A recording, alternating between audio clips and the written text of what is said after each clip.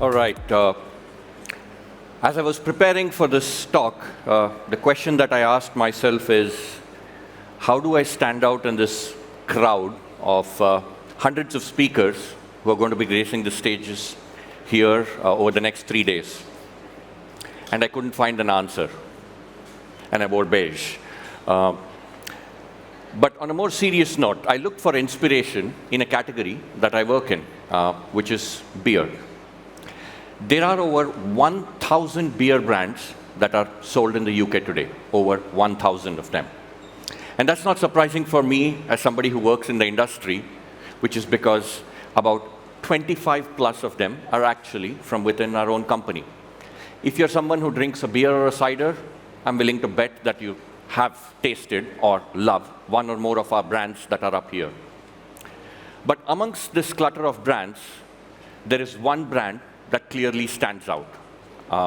Not just in this group of 25 or in the 1,000 plus brands that exist in the UK, but in thousands and tens of thousands of brands across the world. More than 25 million pints or bottles of Heineken are consumed every single day in about 190 countries in the world. Now that's a staggering fact. And while one of the main reasons why consumers trust a Heineken is because of its consistent quality, it is much more than that. Heineken is a calling card to say, universally, I'm ready to socialize. And the reason people choose Heineken is because it is recognized all over the world, and it says something about who you are as a person. And the way that happens is because we are on a quest to push the boundaries of creativity, which is in our DNA, but even in the last couple of years, we've done quite a bit of stuff which I'll be sharing with you. And we've been recognized globally now for the work that we've done across the world, at Cannes, at Clio. Now, a lot of you could look at me and say, yeah, you do a lot of cool stuff just to win a few awards, right? What's the fun in that? And my counter to that would be, it's nice to win awards, but the reality is creativity on the Heineken brand is a core part of our business strategy. And here's why. Most of you will probably recognize these respectable brands that are up here, right? They're all sold in the UK, international brands, and we compete with them. The companies that sell them have deep pockets just like we in Heineken have, which means none of us can outspend each other, full stop. So the secret weapon we have is to be able to make sure that the work that we do stands out in a sea of different advertisements and campaigns that go on. And we have this mantra on the Heineken brand within the company. And we almost ask ourselves this question when we're evaluating ideas, and we say, is this really safe? And if it is safe, the passion meter goes down. Right? We don't want to be wallpaper. There is no point in doing that. Also, as all of you will agree, it's very easy to give a brief saying, let's just be creative. Nobody knows what to do with that. It has to be rooted in a deep consumer truth or a statistic. One of the things that's not talked often is the fact that while the world is getting more and more divided, there is a silent epidemic that's going on in all our societies. It's called the loneliness epidemic. It's been documented very well that it has a direct correlation and is one of the primary reasons for mental health challenges across the world. Therefore, socializing is extremely important for us as humans. We are social beings at the end of the day. And in Heineken, we are on a mission to basically look for every single barrier there is for a person to have a fulfilled social life, and we will go and find a solution for that barrier. And from there is the birthplace of what our brand idea is all about. We believe that the more refreshing your social life, the more rewarding, right? Chances are, over the next 3 days, each one of you here will be friends with a person next to you, and you will make those relationships which will enrich you as a person. And that, for us, is a brilliant way of sort of giving back. The way we do that is in two ways, the construct. We call it ads and acts. One of the beauties of being a global brand and having such a universally available human truth is that we can have campaigns and ads that sort of travel across the world. And most of our big global communication sort of does that. We then layer that with local activations based on local insights to be able to bring that to life in a local way, right? So that's how we marry the global with the local. Now that sounds like a lot of jargon to many of you. So what I wanted to do over the next few minutes was to share a few examples of ads and acts to sort of bring this to life, right? Here's an interesting piece. We all know Dry January is on the rise. How many of you tried to participate in Dry January this year? Please put your hands up. Right? Not many, surprising. Okay.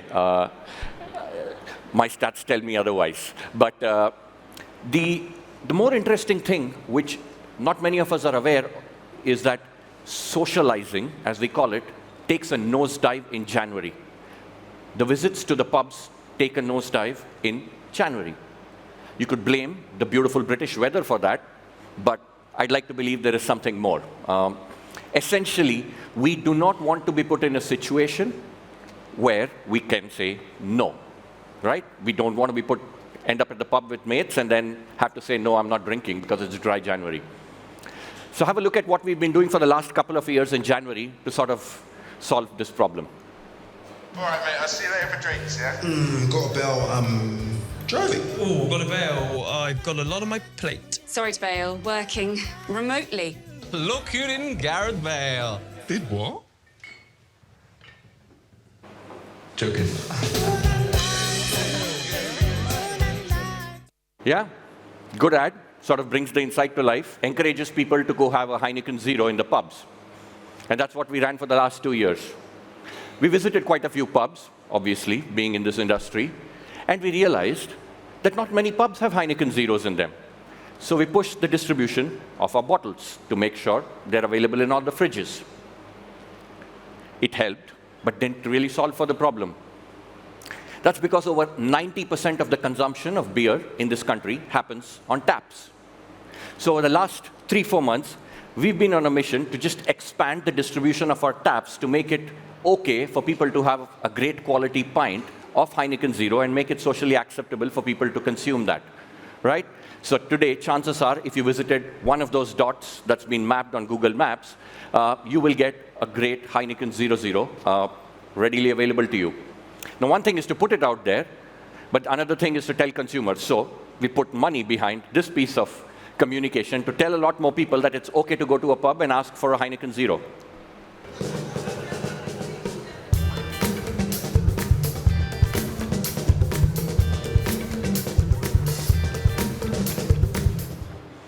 Right?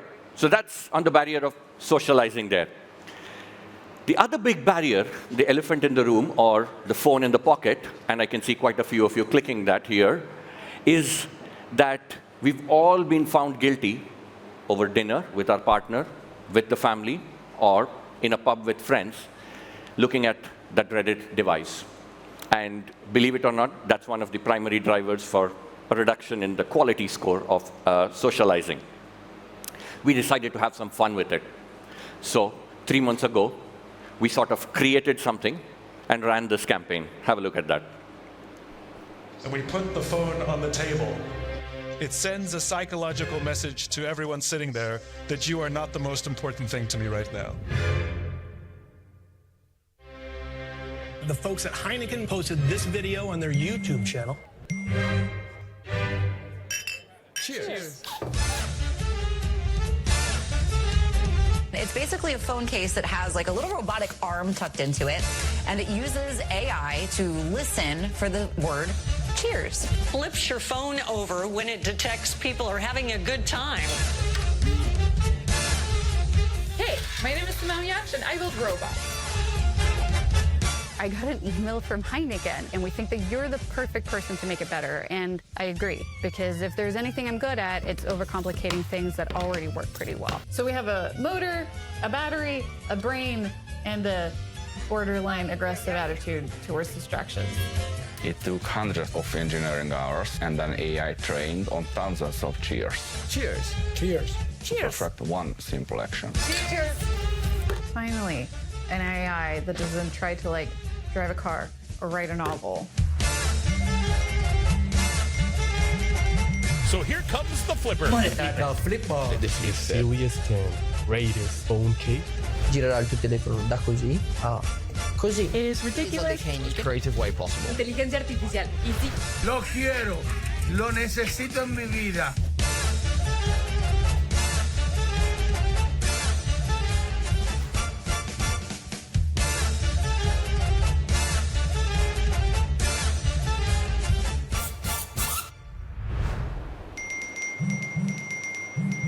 Can we have just like one iota of self-control and just flip the phone yourself?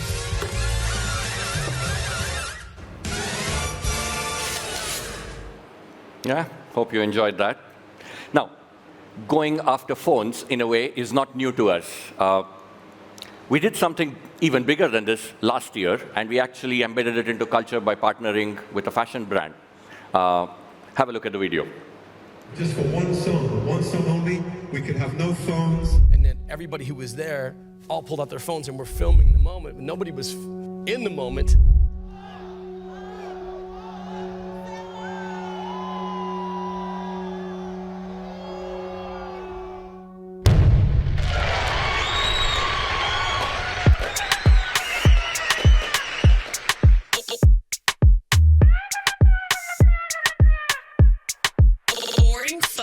The boring phone. The boring phone. Boarding phone. The list of things you can't do on this. It's longer than the list of things you can do with it, honestly.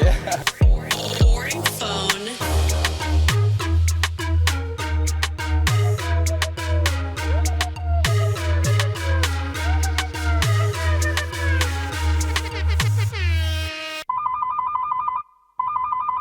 Only text and phone calls.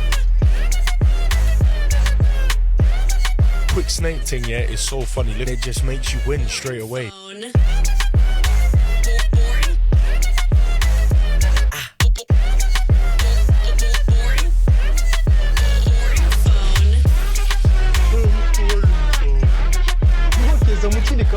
This is what the world needs right now.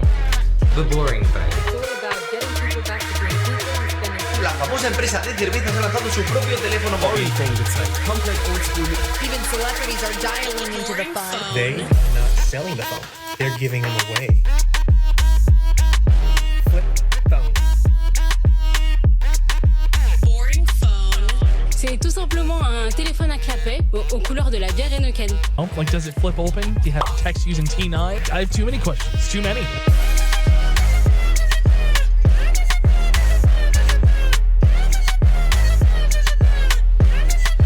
Boring phone.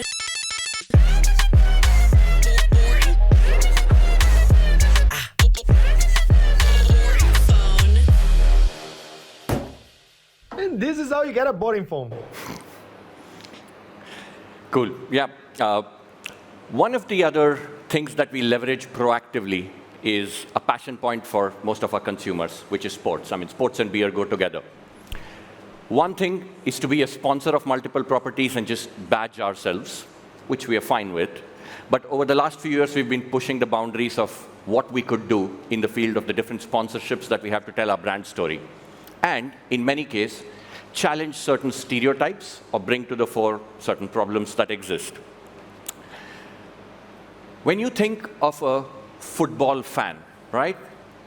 What comes to your mind? A hardcore football fan. I think many of us conjure up a certain image, right? Especially here in the UK. The reality is that that is a very small percentage of the population that consider themselves sports fans and hardcore fans. 2 out of 3 people in the UK and more than 50% of the people in the world claim to be fans. So we wanted to make sure that we challenge certain stereotypes that exist in this field. Have a look at this. The Champions League match is starting in 30 minutes.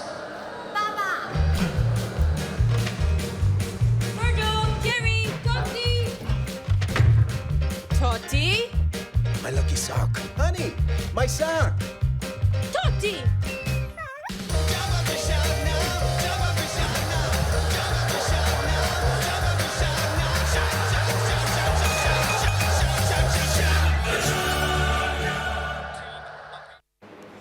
Hopefully many of you can relate to that. Now that's an ad that ran not just in the UK, but in many parts of the world, as you would recognize. But we didn't want to miss out an opportunity when something fell on our lap. Have a look at this video, and then I'll tell you the backstory. It's going to the final. This is legendary. This is so cool. That's great.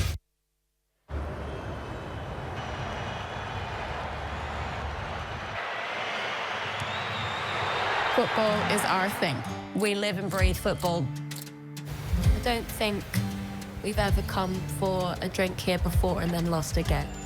This pub definitely brings good luck to our team, and we'll keep coming. And they keep winning. Same spot, same drink, the same stores. This year we made it to the final, which is in Lisbon. I mean, we got tickets. We won't have the pub.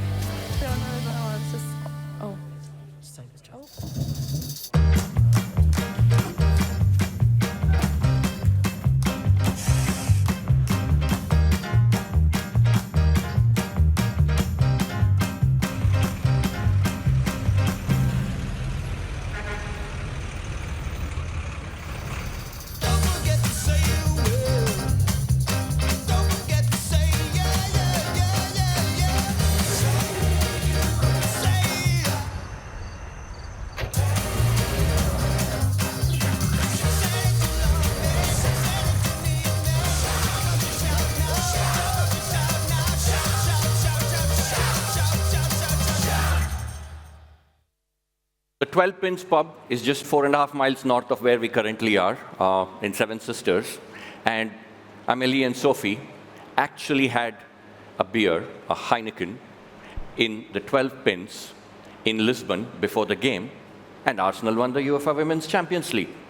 Now, I take no credit for them winning that, but it just shows the power of what you can do to be able to sort of tell the fan stories and bust certain myths about what hardcore fans look like and the superstitions they have. The funny fact about this is this has been on for about 3.5 weeks now, because the activation just happened earlier this month, or at the start of this month, before the final, and we've had more than 10 million views just without putting too much money behind this. Chances are, if you spoke to an Arsenal fan and they've seen this, you can only imagine what the perception of the Heineken brand would be. And if you know an Arsenal fan who's not seen this, please ask them to watch this video. You can help me a little bit there. The fun fact is, we are not even a sponsor of the Arsenal Football Club. Doesn't matter. The last one I wanted to show was an example of what we did last year. As somebody who's been in this country for a little more than 2 years, I wasn't aware of certain rituals that people have when watching football. I was pleasantly surprised when I encountered something that you will see in the video. I'd love to have that on a hot day like this today, but have a look at this. In England, football is dangerous. For beer. Fans spill an estimated £43 million worth of beer every time England scores. Why do England fans throw beer in the air? When England wins, beer loses. But with Euro 2024 around the corner and England picked as favourites, it was the perfect moment to get Heineken, a brand-losing grant of new competitors in UK pubs, back into people's hands. Enter Heineken, the first replacement plan for beer spilt during the football. Any beer, especially Heineken's rivals, transforming every spilt beer into a Heineken. If your beer gets spilled in football-related revelry, you can go get your beer refilled for free. Is this real? Yes, this is real. Launched during the Euros, Heineken was activated live during England matches, partnering with the UK's biggest football pubs to replace thousands of spilt pints. When fans spilt their beer, ads in and around pubs directed them to a mobile site where they could file spill claims and immediately receive a code for a free replacement Heineken. Attention, internet. If you spill your beer at the football, Heineken give you a free replacement. Beer insurance is now a thing. Heineken is replacing spilled beer. The football gods are real. The further England got in the Euros, the more people drank Heineken and talked about Heineken all the way to the final.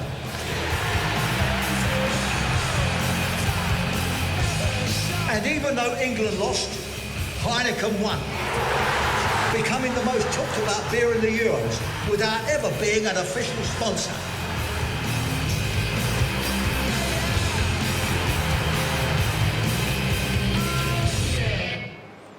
Right? So the question that you'll ask me is, has all of this creativity helped us? Well, here are some stats for you. We are today the #1 brand in terms of brand equity in lager. That's not me saying it. That's our friends at Kantar telling us, who survey thousands of consumers every quarter. We are also the #1 0.0 lager in the UK, and by far the #1 when it comes to the brand on taps, right? So that's it from me. Cheers.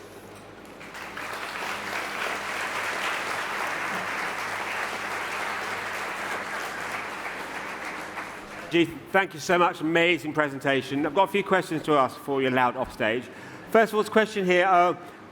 We heard a little about the impact of AI. We talked about AI this morning with Smart and Sorrel. How do you see AI impacting what Heineken can do with creativity in the years ahead?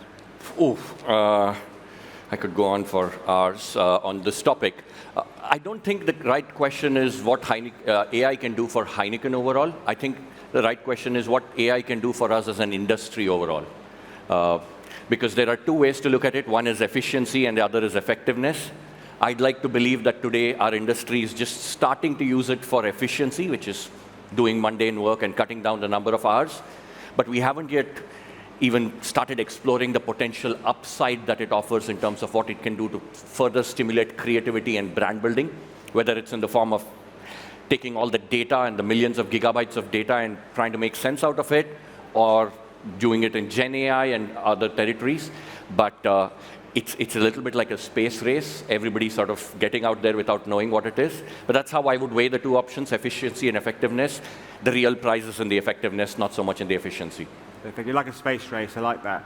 Also, this is a question from me, just kicking off MadFest. And there'll be so much chat over the next week or so about all the different technology and tools out there like CTV and programmatic and digital out of home, and you can't move for sort of, as a CMO nowadays, for this amazing palette of opportunities.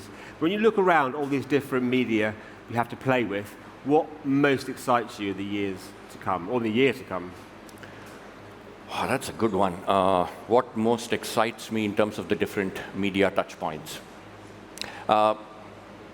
More than an individual media touch point, I think what I'm more excited to see somebody taps into is how we can connect a lot of these touch points eventually.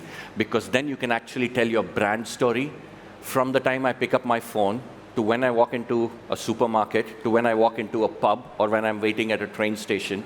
But to be able to seamlessly tell that story and connect those is where the real power lies, rather than just finding new media touch points.